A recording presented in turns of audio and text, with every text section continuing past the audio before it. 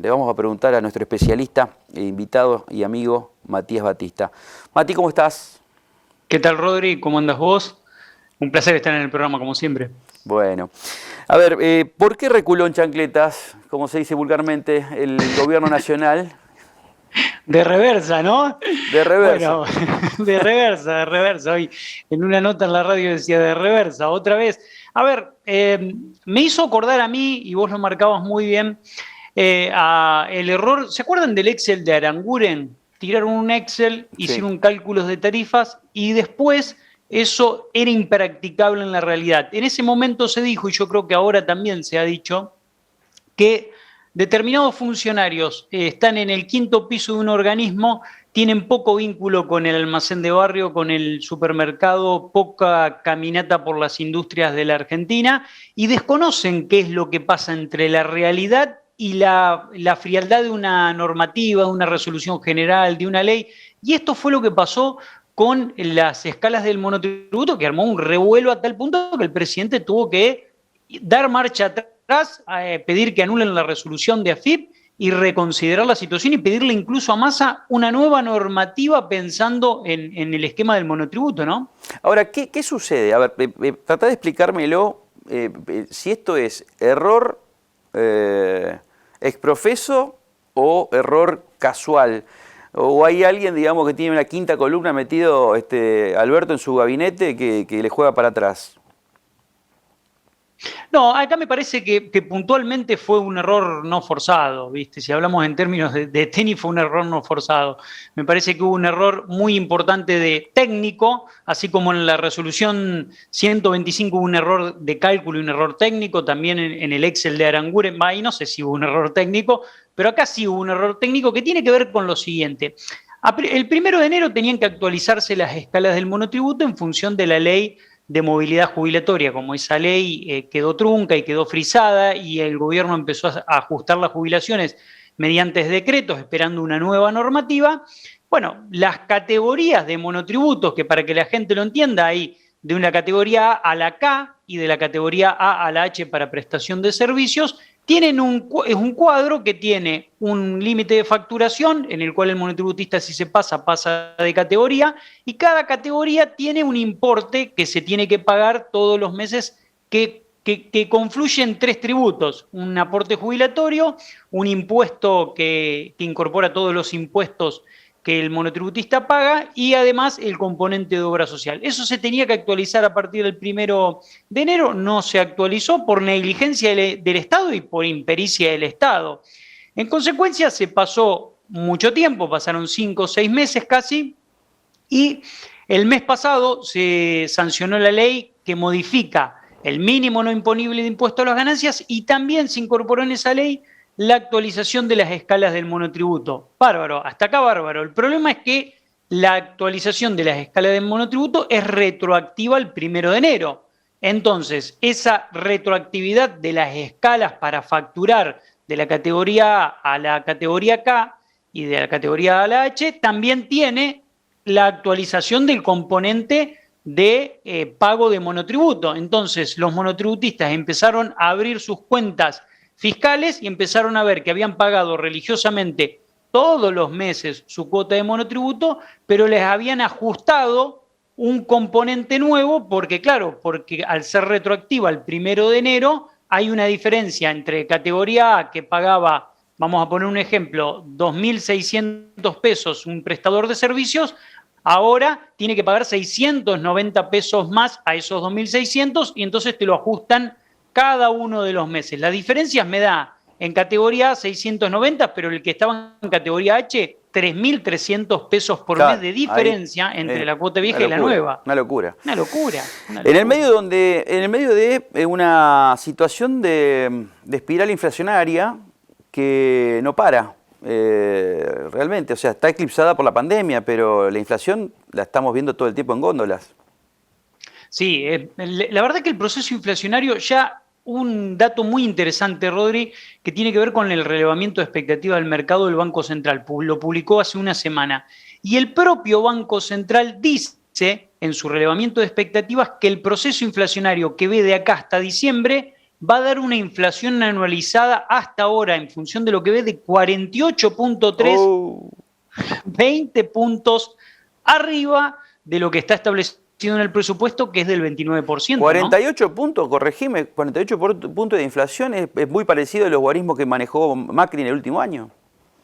Muy parecidos, estuvimos en 54, 55, en algún mes llegamos al 56%, pero esa es la inflación, digamos, es la parte del termómetro que marca el IPC. Si vos vas a la góndola, y yo digo, para ver la inflación real hay que ver la inflación en materiales. En materiales estamos en el 88% interanual. En alimentos estamos casi en el 50%, si vos mirás la canasta básica de alimentos está en 49,9%.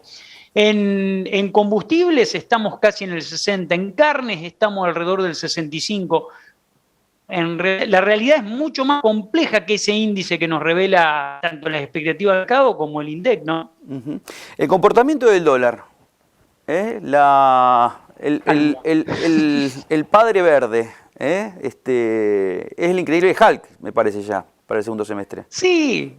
Bueno, a ver, el gobierno ha tenido una ventaja muy grande, por suerte, que es el arribo de una gran cantidad de dólares fruto del precio internacional de soja, trigo y maíz, que hace que los productores liquiden mucha cosecha. El Banco Central ha podido estoquear casi, comparado con octubre del año pasado, 4.000 millones de dólares, y eso le permitió tener una gran ventaja en este primer semestre. Y ahora, además, una reserva, corregime, que hace por lo menos 5 años que no se veía, de más de 40.000 millones de dólares. Sí, el último dato fuerte de reserva fue en el año 2017, pero ahí era cuando entraban capitales extranjeros, entraba deuda. Bueno, ahí habría que ver cuál era lo real de todo eso. Pero el dato importante vinculado al dólar es que el gobierno lo prevé para fin de año en 110 pesos, al oficial estamos hablando, por supuesto, y siempre hay que tener en cuenta que en todo año eleccionario el gobierno usa como ancla antiinflacionaria al dólar. Y trata de atrasarlo lo máximo que puede, y siempre el año posterior al año eleccionario el dólar pega un salto importante. Esto ocurre sistemáticamente, así que hay que prestar atención a eso. Uy, ¿no? Pará, contame esto, digamos, de nuevo, porque, a ver, vamos a hablar, como se dice claramente, con el lenguaje terrenal que te da, digamos, una característica muy importante como economista. Quiere decir que los que quieren comprar dólar blue, porque es imposible con las restricciones que hay de comprar 200 dólares, el que quiere entrar en el mercado de dólar blue va a ver un dólar achatado entre subir, puede subir de 96 que está hoy a 110, me dijiste. O sea, son 14 pesos de diferencia y va a achatarse lo del dólar blue. Ahora, el año que viene vamos a esperar un dólar blue mucho más fuerte. Por supuesto, ¿por qué, Rodri? A ver, miremos elecciones 2013, ¿qué pasó con el dólar en el 2014, devaluación de Kicillof? Elecciones 2015, dólar en 9 pesos, ganó Macri, dólar en 16.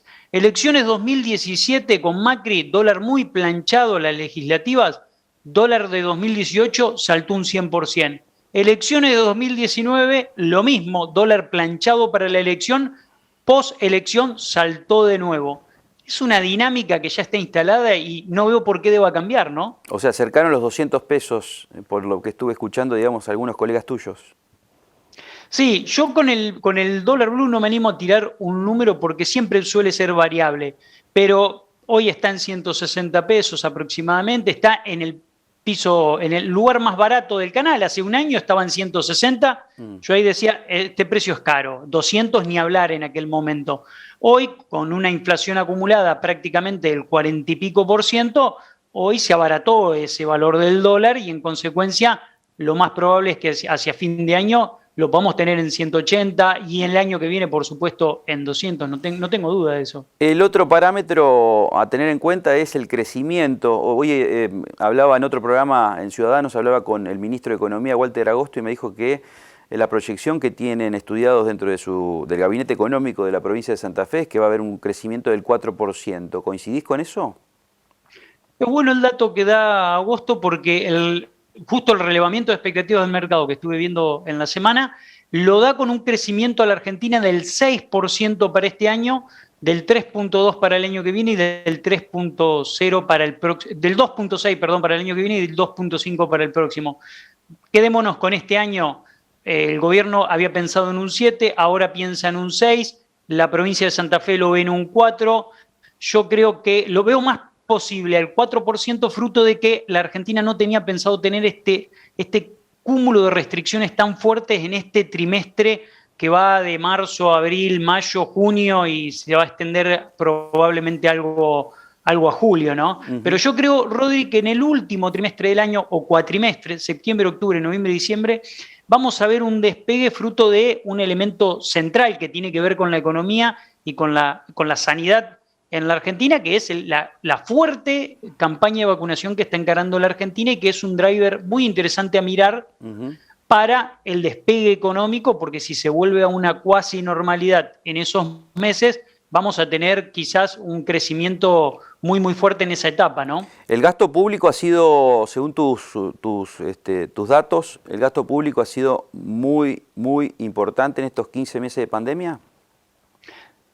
En la primera etapa sí, en la primera etapa del 2020 fue muy, muy fuerte, se tiró toda la carne en el asador, a veces mal administrada, a veces mal organizada, y que le quitó fuerza al gobierno para esta etapa, para enfrentar la segunda ola. Lo encontró anémico el gobierno porque gastó antes en lugares donde no tenía que gastar y ahora se encontró con que tiene que establecer una cuarentena más estricta y no tiene cash para hacerlo y no tiene margen para hacerlo. Lo que sí es interesante analizar, hablando del gasto público, es cómo el ministro Guzmán en este primer semestre del año, podríamos ya decir, logró algo muy importante, que fue ajustar muy fuerte el gasto y aprovechar el crecimiento muy, muy fuerte de los recursos. Hemos tenido meses en que los recursos crecieron un 95% y el gasto creció un 15%. En promedio, los recursos han crecido un 60% y el gasto ha crecido un 40%. En consecuencia, le permitió achicar mucho el déficit fiscal en términos de dólares comparado con el año pasado, que fue bestial el déficit fiscal. Así que, en ese sentido,